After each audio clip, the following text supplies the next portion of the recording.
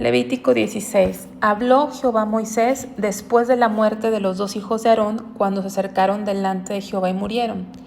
Y Jehová dijo a Moisés, di a Aarón tu hermano, que era el sumo sacerdote, que no en todo tiempo entre en el santuario detrás del velo, delante del propiciatorio que está sobre el arca, para que no muera, porque yo apareceré en la nube sobre el propiciatorio. Recordemos que el Levítico es el libro de la Biblia que más leemos, habló Jehová a Moisés.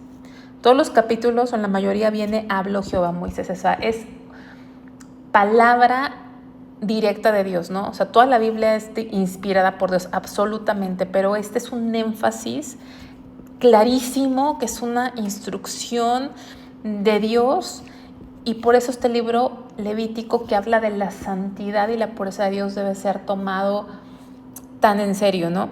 Y aquí nos recuerda, o dentro del contexto está la muerte de los dos hijos de Aarón, Nadab y Abiú, que recordemos que fueron consumidos por fuego divino como juicio de haber hecho el servicio a Dios de manera, digamos, irreverente, en desobediencia a Dios. Y aquí lo está escribiendo para una forma de recordarnos lo delicado, lo sensible que es acercarse a la presencia de un Dios vivo y un Dios santo.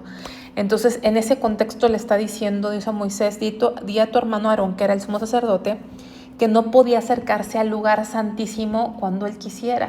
No podía acercarse al lugar santísimo. Entonces, establece este día, que se conoce como el día de la expiación, o también como el Yom Kippur. Yom Kippur, que es el día más importante. Este es el día más importante del calendario hebreo, y en nuestro calendario gregoriano cae entre septiembre y octubre, ¿sí? Entonces es el día más importante y era el único día en el cual el sacerdote podía entrar al lugar santísimo. Recordemos que este es el atrio, el patio, y luego en la tienda, que ese es el tabernáculo, estaba dividido en dos. En el lugar santo, donde está el altar del incienso, la mesa de los panes y el candelero, y luego había un velo que aquí está, digamos, en esta imagen está abierto o roto, con el propósito de que veamos hacia el lugar santísimo, que es donde estaba el arca, con una tapa, una cubierta que se le llama el propiciatorio. Y ese era el lugar santísimo, era el lugar donde descendía la Shekinah, la gloria de Dios, y solamente el sumo sacerdote podría entrar hasta ahí una vez al año, siguiendo al pie de la letra las instrucciones, y tenía ese gran privilegio de entrar a la presencia de Dios, a ministrar a Dios, y la responsabilidad también, y obviamente el riesgo de morir en el proceso si algo no le agradaba a Dios o no cumplía con lo que Dios le decía, ¿no? Entonces vamos a seguir leyendo. Dice, con esto entrará Aarón en el santuario con un becerro para expiación y un carnero para holocausto. Se vestirá la túnica santa de lino sobre su cuerpo, tendrá calzoncillos de lino y se ceñirá el cinto de lino, y con la mitra de lino se cubrirá. Son las santas vestiduras, con ellas se ha de vestir después de lavar su cuerpo con agua, ¿no? Entonces tenía que tener una preparación, o sea, desde estar lavado, limpio, hablando del agua de la palabra, ¿no? De esa necesidad de purificación. Los calzoncillos no eran visibles, pero si no los llevaba, moría, ¿no? Entonces también habla de esa obediencia en cosas íntimas, en cosas personales, hasta de nuestros pensamientos, porque todo es obediencia a Dios, ¿no? Porque lo exterior a veces podemos dar la apariencia, pero Dios, que conoce nuestro corazón, sabe que no es real. Entonces tenía que llevar eso. Y también recordemos que los calzoncillos era porque como era túnica, y el altar estaba como en alto, tenía como ciertos escalones, no podía verse la piel, o sea, no podía verse la carne, que habla del hombre. No podía, nos está enseñando que en el servicio a Dios lo que haga el hombre, el esfuerzo del hombre, la capacidad del hombre no funciona, ¿no? Tiene que ser Dios, no nuestra carne, sino Dios es el que tiene que ser visto. Y repito, obviamente tenía que vivir en santidad y estar puro desde el interior hasta el exterior. Entonces es relevante que en este día, sí, durante este servicio, desde que empezaba que tenía que lavarse, no usaba, según entendemos aquí, no usaba, digamos, con toda la vestidura de gala. Vamos a recordar esa vestidura. Esta era la vestidura, más o menos se veía así, la del sumo sacerdote, porque abajo tenía una túnica, pero para ministrar no se ponía el efod, ni se ponía el manto del efod, ¿no? Porque acuérdense que este efod estaba hecho de piedras preciosas. Nada más se ponía lo de abajo, ¿no? Porque está hablando, obviamente de la expresión habla acerca de Cristo. Ese es el día, la ceremonia o la fiesta solemne que más nos habla acerca de Cristo y su obra, y nos habla de su humillación. Dios, siendo el Dios Todopoderoso, se hizo hombre, vino como siervo, se humilló a sí mismo para tomar nuestro lugar. Entonces la vestidura durante este día no era, digamos, que la de piedras preciosas, sino era nada más el manto, que es blanco, que habla de una vida sin pecado, porque Jesús no pecó, nació sin pecado y vivió una vida que fue tentado en todo, pero no pecó. Entonces, eso es importante. Dice 5, y de la congregación de los hijos de Israel tomará 2 machos cabríos para expiación, 1 y un carnero para holocausto. Y hará traer Aarón el becerro de la expiación, que es suyo, y hará reconciliación por sí y por su casa, ¿no? O sea, él era hombre, el único ser que ha nacido en este mundo sin pecado es Cristo. Aarón tenía que hacer primero expiación por él y por su casa antes que por todo el pueblo. Él tenía primero que ponerse a cuentas con Dios, porque como hombre es un hombre pecador, ¿no? Entonces, repito, vemos que este sacerdocio no tiene nada que ver, y lo he repetido en varios capítulos, con el sacerdocio que estableció la religión tradicional, porque Aarón tenía hijos, tenía esposa y era hebreo, y tenía que ser descendiente de Leví, o sea, no podía ser de cualquier tribu, y los que eran sumos sacerdotes tenían que ser hijos de Aarón, no nada más de la tribu de Leví, sino hijos de Aarón. Entonces, no cualquiera podía ser sacerdote, y vemos que ese sacerdocio ya no se ejerce, porque ese sacerdocio era el tipo de Cristo, la figura de Cristo, y Cristo ya vino, ¿no? Entonces él tenía que hacer reconciliación por sí, por su casa, a diferencia de Cristo, porque Cristo nunca pecó. Entonces todos los tipos en la Biblia son tipos imperfectos, el único perfecto es Cristo. Después tomará los 2 machos cabríos y los presentará delante de Jehová a la puerta del tabernáculo de reunión. Y echará suertes Aarón sobre los 2 machos cabríos, una suerte por Jehová y otra suerte por Azazel. Bueno, hay varios significados de Azazel, pero digamos que el más entendible, más congruente, que nos puede hablar más, es como aquel que va al desierto. Más bien, Azazel nos habla de un lugar desértico, de un lugar apartado. Azazel, desierto, lugar apartado, lejano. ¿Por qué? Porque de estos 2 machos, uno tenía que ser sacrificado, y el que era Azazel, o el que esa suerte indicaba que era Azazel, ese no era sacrificado, sino era llevado a un lugar desierto. Y hará traer Aarón el macho cabrío sobre el cual cayere la suerte por Jehová, y lo ofrecerá en expiación. Mas el macho cabrío sobre el cual cayere la suerte por Azazel lo presentará vivo delante de Jehová, para hacer la reconciliación sobre él, para enviarlo a Azazel al desierto. Entonces esos 2 machos cabríos, repito, uno se sacrificaba, y el otro, el de Azazel, o que cayera suerte por Azazel, se tenía que llevar a un lugar desierto. Y hará traer Aarón el becerro, que era para expiación suya, y hará la reconciliación por sí, por su casa, y degollará en expiación el becerro que es suyo. Después tomará un incensario lleno de brasas de fuego del altar delante de Jehová, y sus puños llenos de perfume aromático y molido, y lo llevará detrás del velo.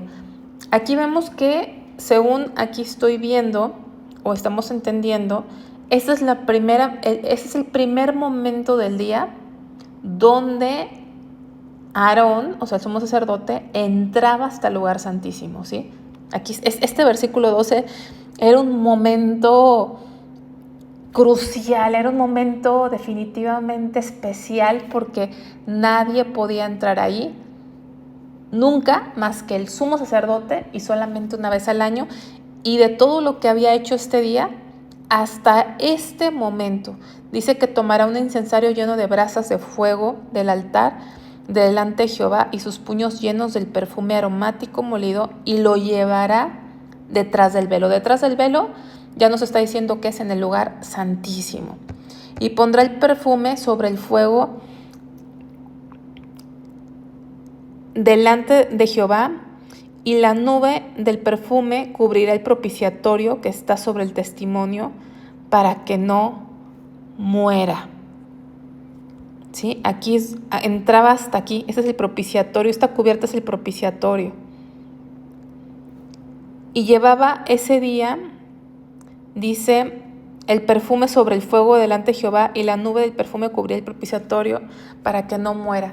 De alguna forma ese incienso que nos habla de Cristo lo cubría para que no muriera, porque todos merecemos la muerte. No podemos estar en pie delante de un Dios santo, pero ese incienso nos habla de Cristo, el intercesor, ¿no? Entonces, de alguna forma era la protección, estaba envuelto en ese aroma que nos habla de Cristo, que impedía, digamos, que Él muriera, ¿no? Porque dice, para que no muera. Tomará luego de la sangre del becerro y la rociará con su dedo hacia el propiciatorio al lado oriental. Hacia el propiciatorio esparcirá con su dedo 7 veces de aquella sangre, ¿no? Sabemos que la sangre nos habla de Cristo y 7 es un número de perfección, de plenitud, algo completo. La obra de Cristo, la sangre derramada, ha sido completa, ha sido perfecta. Dice, después degollará el macho cabrío en expiación por el pecado del pueblo y llevará la sangre detrás del velo adentro y hará de la sangre como hizo con la sangre del becerro y la esparcirá sobre el propiciatorio y delante del propiciatorio. Entonces estamos viendo que entraba este día 3 veces, ¿no? Una aquí para llevar el incienso, luego en el 14 la sangre, tomará la sangre del becerro y la rociará con su dedo en el propiciatorio. Era la segunda vez que entraba al lugar santísimo. Y la tercera vez, la segunda era la sangre del becerro, la tercera vez era la sangre del macho cabrío haciendo expiación por el pueblo. Esta es la tercera vez. 3 veces entraba el sumo sacerdote al lugar santísimo. Y así purificará el santuario a causa de las impurezas de los hijos de Israel, de sus rebeliones y de todos los pecados, de la misma manera que hará también al tabernáculo de reunión, el cual reside entre ellos en medio de sus impurezas, ¿no? Entonces entraba primero a poner el incienso para que no muriera, luego la sangre era por él y por su familia, y luego entraba una tercera vez con la sangre del macho cabrío por el pueblo. Repito, primero a poner el incienso, luego la sangre del becerro para hacer expiación por él y su familia, y la tercera vez la sangre del macho cabrío para hacer expiación por el pueblo. Y dice, así purificará el santuario a causa de las impurezas de los hijos de Israel, sus rebeliones y todos sus pecados. De la misma manera hará también al tabernáculo de reunión, o sea, el lugar santo, el cual reside entre ellos en medio de sus impurezas. Aquí lo llama el tabernáculo de reunión, pero habla del lugar santo también.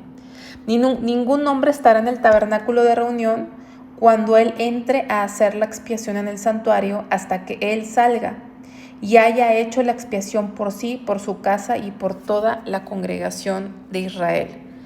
Entonces aquí es bien importante, este servicio, ese ministerio lo tenía que hacer el sumo sacerdote solo. Nadie podía entrar ni siquiera al lugar santo. Nadie podía entrar. Acuérdense que el lugar santo es esta parte, ni ahí podían entrar. Tenía que entrar solo. ¿Por qué? Porque esto nos habla de la obra de Cristo. Cristo no fue ayudado por nadie, ¿no? Hay algunas películas o creencias donde presentan a María, la Madre de Jesús, como corredentora, como si ella hubiera tenido aflicción, dolor o padecido o tomado alguna parte del sacrificio de Cristo, como si lo hubiera hecho en conjunto con Él, al grado de llamarle corredentora. No, eso es una blasfemia, es una herejía, es un error importante, ¿no? Fatal. Tan es así que aquí dice que nadie podía entrar con el sumo sacerdote porque nos habla que Cristo padeció solo. Él solo hizo esa obra redentora en la cruz. Él padeció, Él llevó nuestros pecados, Él sufrió todo lo que tenía que sufrir por nuestros pecados y no fue ayudado o acompañado por nadie. De hecho, Él mismo dice: Padre, ¿por qué me has abandonado? ¿No? Porque fue el primer momento en que se experimentó la Trinidad, la separación, porque nuestros pecados fueron echados sobre Él y la santidad de Dios, Padre, tuvo que voltear su rostro, ¿no? Él sufrió el abandono del Padre para que tú y yo no sufriéramos jamás el abandono del Padre. Entonces tenía que ir solo. Y saldrá al altar que está delante de Jehová y lo expiará y tomará de la sangre del becerro y de la sangre del macho cabrío y la pondrá sobre los cuernos del altar alrededor. Y esparcirá sobre él de la sangre con su dedo 7 veces y lo limpiará y lo santificará de las inmundicias de los hijos de Israel. Cuando hubiera acabado de expiar el santuario y el tabernáculo de reunión, y el altar hará traer el macho cabrío vivo, ¿no? Porque uno había sido sacrificado, pero otro quedaba vivo. Eran 2 machos cabríos. Y pondrá Aarón sus 2 manos sobre la cabeza del macho cabrío vivo y confesará sobre él todas las iniquidades de los hijos de Israel, todas sus rebeliones y todos sus pecados, poniéndolos así sobre la cabeza del macho cabrío, y lo enviará al desierto por mano de un hombre destinado para eso, ¿no? Entonces, Aarón pondrá sus 2 manos sobre la cabeza. Así era un acto de fe donde estaba en fe creyendo que se transferían los pecados de todo el pueblo a ese macho cabrío, ¿sí? Se estaba transfiriendo de manera simbólica todos esos pecados y por eso se confesaban todas las iniquidades, sus rebeliones, sus pecados, y ese macho cabrío se enviaba, ese que se le conoce como Azazel, porque se enviaba al desierto, fuera del campamento, a un lugar alejado, lo llevaba un hombre destinado para esto, ¿sí? Entonces, después, aunque no está escrito en la tradición judía, a este macho cabrío se le ponía un hilo rojo, porque tipificaba, este macho cabrío, pues que llevaba todas las transgresiones del pueblo, y lo que significaba al alejarlo es que el pecado y las maldades eran apartadas del pueblo. Todos los pecados, todas las impurezas cometidas se iban lejos. Y eso es precisamente lo que hace el sacrificio de Jesucristo. A través de su sangre, nuestras transgresiones y pecados son borrados, son enviados lejos. Ya no los tenemos, ya no nos ve Dios con nuestros pecados, sino nos ve limpio y nuestros pecados han sido alejados de nosotros, es lo que significa. Y aquel macho cabrío llevará sobre sí todas las iniquidades de ellos a tierra inhabitada y dejará ir al macho cabrío por el desierto. Después vendrá Aarón al tabernáculo de reunión y se quitará las vestiduras de lino que había vestido para entrar en el santuario y las pondrá allí. Lavará luego su cuerpo con agua en el lugar del santuario y después de ponerse sus vestidos saldrá y hará su holocausto y el holocausto del pueblo y hará la expiación por sí y por el pueblo, ¿no? y quemará en el altar la grosura del sacrificio por el pecado. El que hubiere llevado el macho cabrío a Azazel, que era una persona designada para hacerlo, lavará sus vestidos, lavará también con agua su cuerpo y después entrará en el campamento. Y sacarán fuera del campamento el becerro y el macho cabrío inmolados por el pecado, cuya sangre fue llevada al santuario para hacer la expiación, y quemarán en el fuego su piel, su carne y su estiércol. No, algo diferente es que habíamos aprendido que en el sacrificio del holocausto todo era quemado excepto la piel. En este caso se quemaba absolutamente todo, la piel, su carne y su estiércol. Y la razón es porque es otro tipo de sacrificio. Recordemos que este sacrificio era por el pecado. Entonces, al quemar todo, está hablando de la seriedad del pecado. Al quemar también la piel, habla de este sacrificio era único, era muy especial, era único, y nos está enseñando la seriedad del pecado, que es tan serio, que es tan malo, que tiene que ser por completo eliminado, ¿no? Repito, en el holocausto que se quemaba, se guardaba la piel. Aquí no. Se quemaba porque habla del pecado. El pecado estaba simbolizando que el pecado había sido eliminado, y nos enseña que el pecado tiene que ser por completamente erradicado.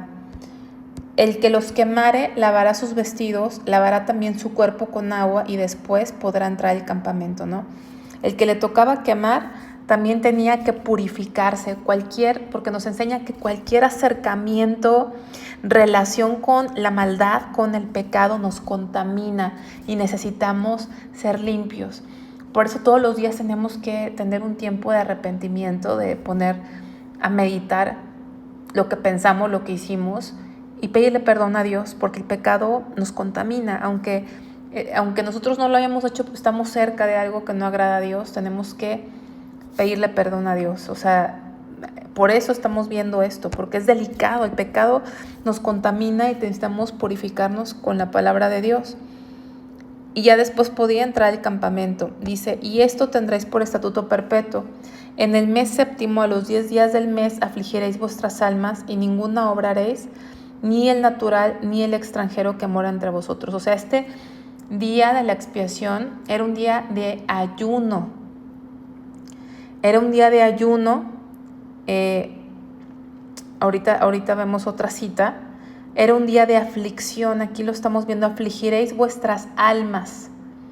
Era un día extremadamente solemne. Era un día de una tremenda humillación.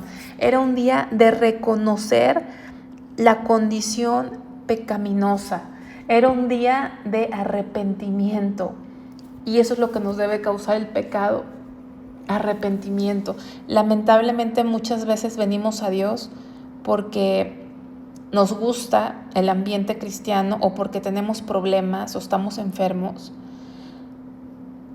Pero lamentablemente muchas veces no hemos entendido que tenemos que arrepentirnos, que Dios tiene que hacer una obra para que podamos entender lo horrible que es nuestro pecado, entender que hemos pecado, entender que somos pecadores, y eso aborrece a Dios, que nuestra vida, nuestra forma de vida, nuestros pensamientos, aún las obras que pensamos que son buenas, no son agradables a Dios, y que lo hemos ofendido grandemente, y debería de haber un peso, ¿sí? Una aflicción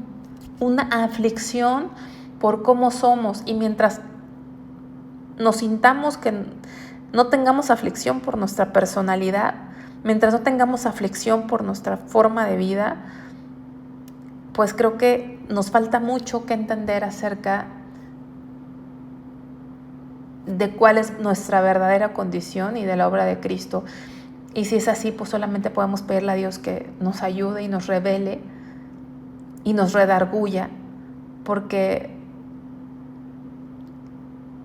sentir dolor por nuestra situación es importante para realmente arrepentirnos, para realmente experimentar un verdadero arrepentimiento. Entonces era un día de aflicción y no se podía hacer ninguna obra. O sea, era una dedicación completa a este día, ¿sí? Una dedicación completa, porque era el día de arrepentimiento, era el día en donde Dios iba a quitar el pecado de este pueblo, hablando acerca de la obra de Cristo.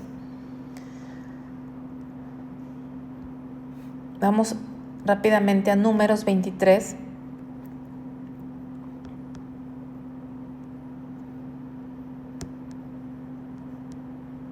Para complementar esta parte del 27 al 32.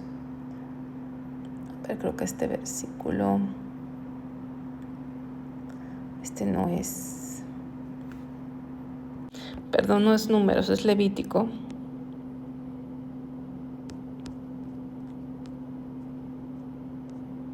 Del 27. Dice: a los 10 días de este mes séptimo será el día de la expiación. Aquí nos hace otra referencia a este día que estamos estudiando, el Yom Kippur. Tendréis santa convocación y afligiréis vuestras almas y ofreceréis ofrenda encendida a Jehová. Ningún trabajo haréis en este día, porque es día de expiación, para reconciliaros delante de Jehová vuestro Dios.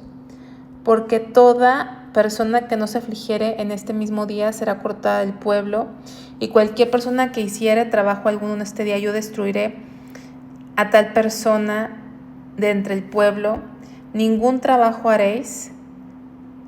Estatuto perpetuo es por nuestras generaciones, donde quiera que habitéis. Día de reposo será para vosotros, y afligiréis vuestras almas, comenzando a los 9 días del mes de la tarde. De tarde a tarde guardaréis vuestro reposo. O sea, era un día de no hacer nada, de aflicción. Y generalmente cuando el pueblo se afligía, incluía ese ayuno, ¿sí? Ese ayuno era parte de la aflicción de este pueblo, ¿sí? No había en ese momento razón para comer, para celebrar, sino era un día de humillación delante de Dios. Vamos a regresar a Levítico 16.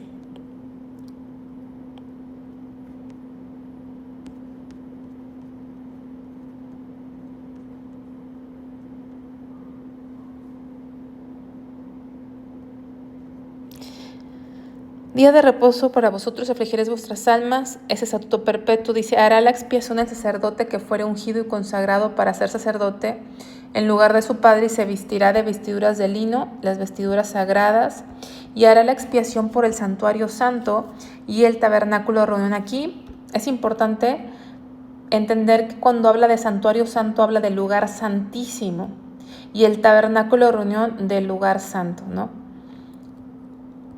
¿Por qué? Porque a veces el idioma hebreo, ciertas palabras en el idioma hebreo no es como el español, ¿no? No es como el inglés, es un idioma distinto, y a veces se pueden usar palabras que tienen un mayor rango de significado dependiendo del contexto. Entonces, aquí santuario santo habla del lugar santísimo, y el tabernáculo de reunión del lugar santo. También hará expiación por el altar, por los sacerdotes y por todo el pueblo de la congregación. Y esto tendréis como estatuto perpetuo para hacer expiación una vez al año por todos los pecados de Israel. Y Moisés hizo como Dios les mandó, ¿no? Entonces, este día, repito, el día de la expiación, conocido como el Yom Kippur, es el día más importante del calendario hebreo, y es la fiesta o el día que más nos habla acerca del Evangelio, o sea, de la obra redentora de Cristo. ¿Sí? Cómo él mismo fue propiciación por nuestros pecados, cómo el Señor Jesucristo padeció solo. Y recordemos que cuando el Señor Jesucristo fue entregado, hasta sus discípulos lo abandonaron.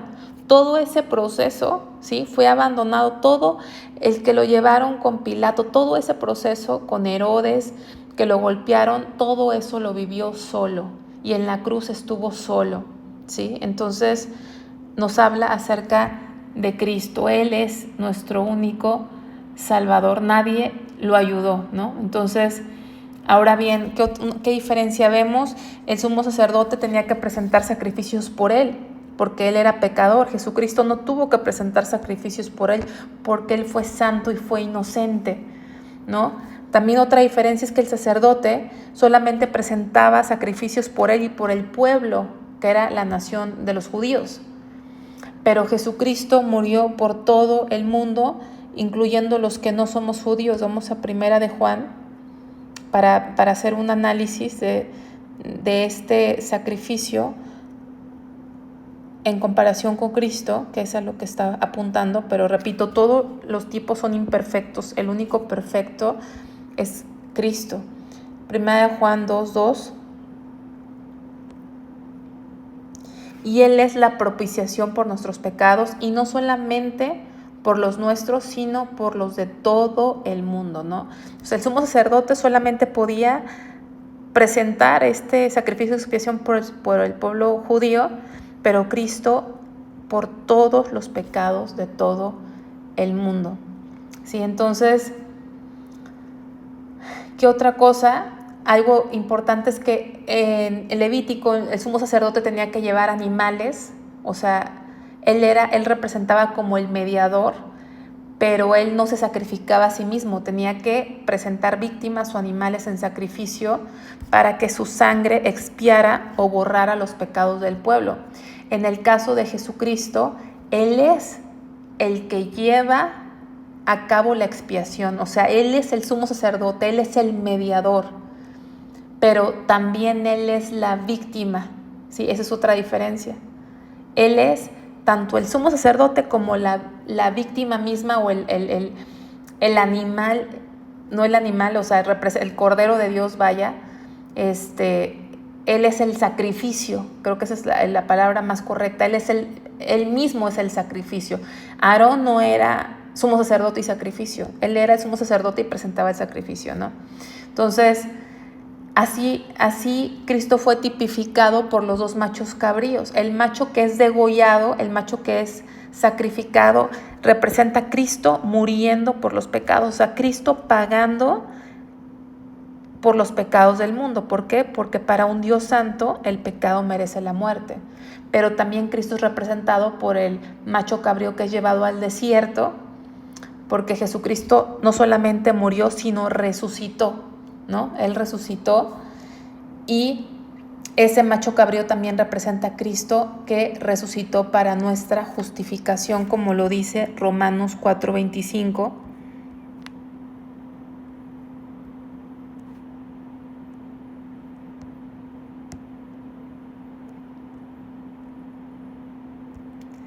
Dice, el cual fue entregado por nuestras transgresiones y resucitado para nuestra justificación. Entonces los dos machos cabríos representaban a Cristo, ¿no? Uno crucificado y el otro que era llevado al desierto, Jesucristo resucitado.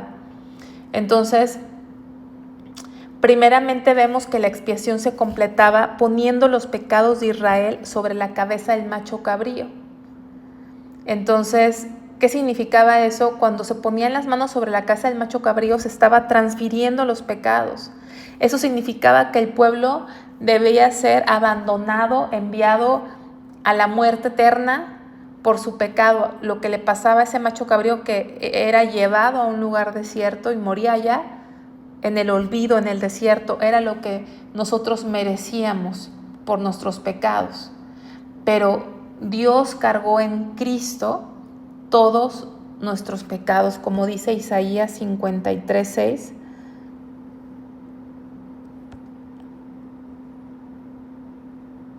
Así como ese macho cabrío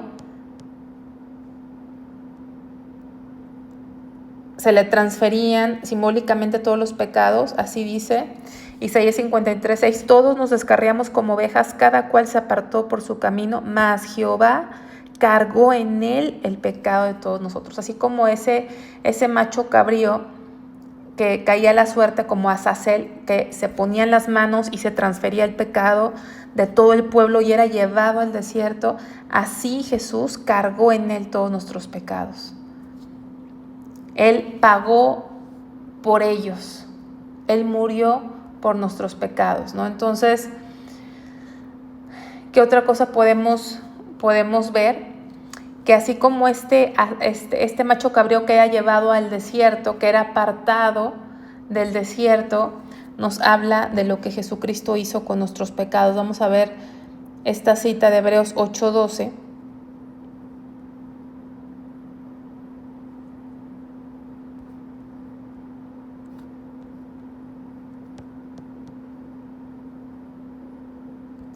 porque seré propicio a sus injusticias y nunca más me acordaré de sus pecados y de sus iniquidades, ¿no? Entonces se iba lejos ese macho cabrío con todos los pecados del pueblo. Así el Señor ya no se acuerda de nuestros pecados y nuestras iniquidades, ¿no? Entonces vamos a ver Salmo 103:12, que son muy buenas noticias, ¿no? La obra de Cristo. Salmo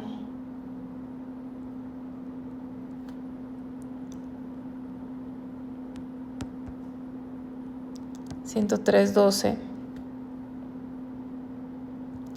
Cuanto está lejos el oriente del occidente, hizo alejar de nosotros nuestras rebeliones.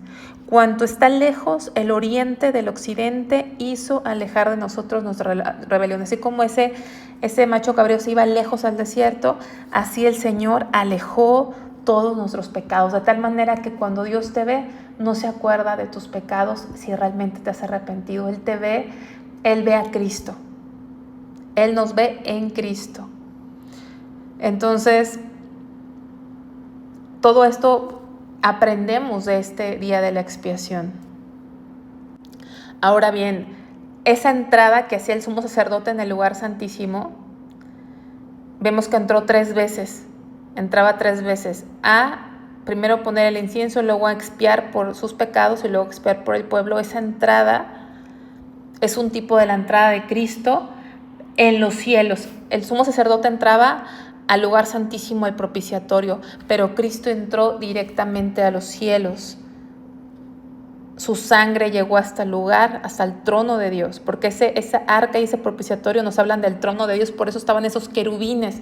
Los querubines eran esos un tipo de ángeles que estaban cerca del trono de Dios. Vamos a Hebreos 9:7.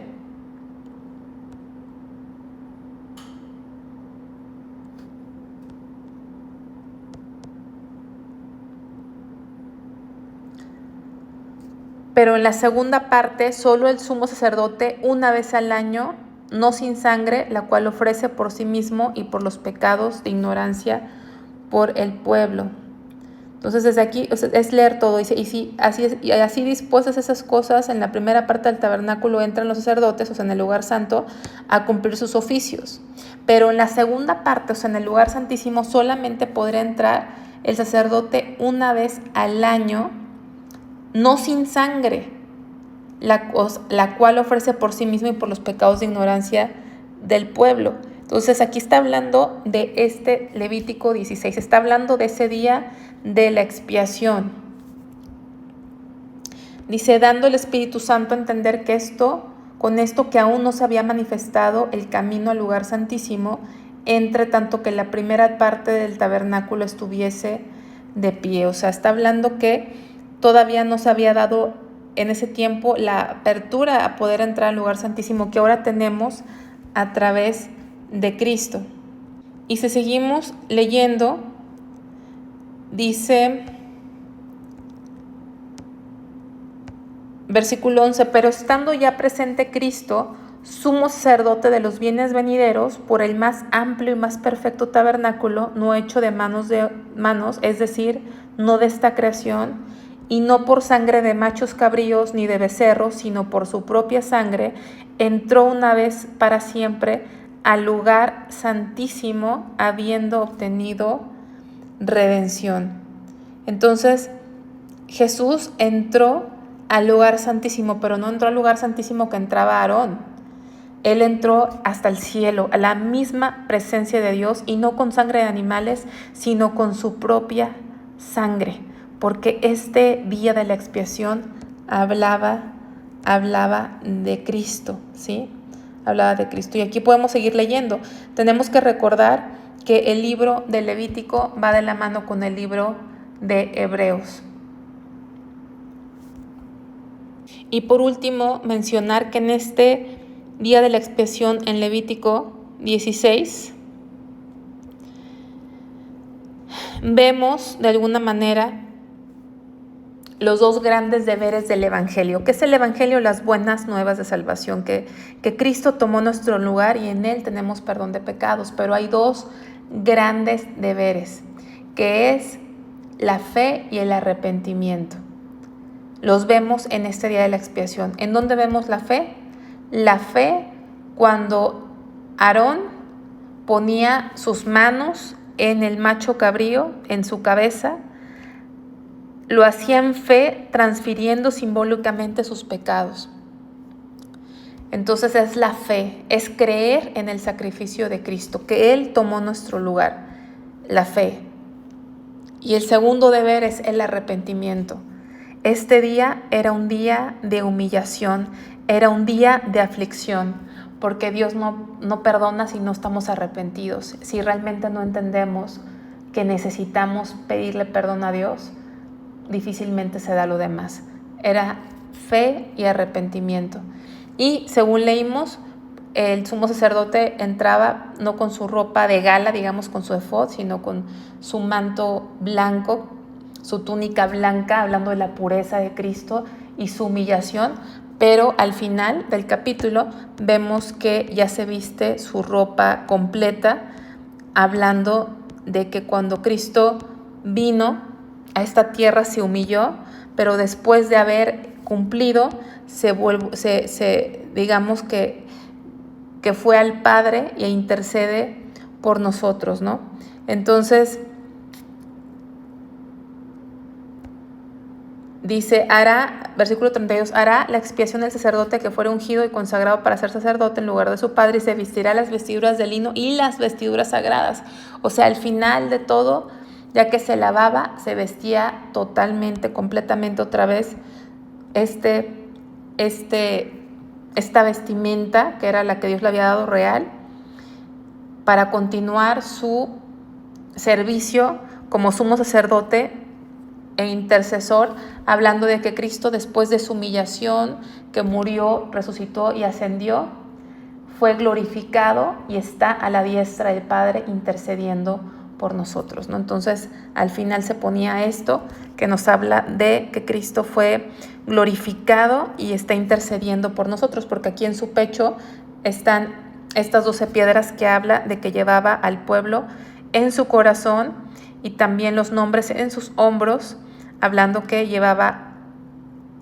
cargaba, ¿no?, de alguna forma con el pueblo, intercedía por el pueblo. Esta era una de los trabajos del sumo sacerdote, y es lo que está haciendo Cristo en la actualidad, intercediendo por todos aquellos que han puesto su fe en Él.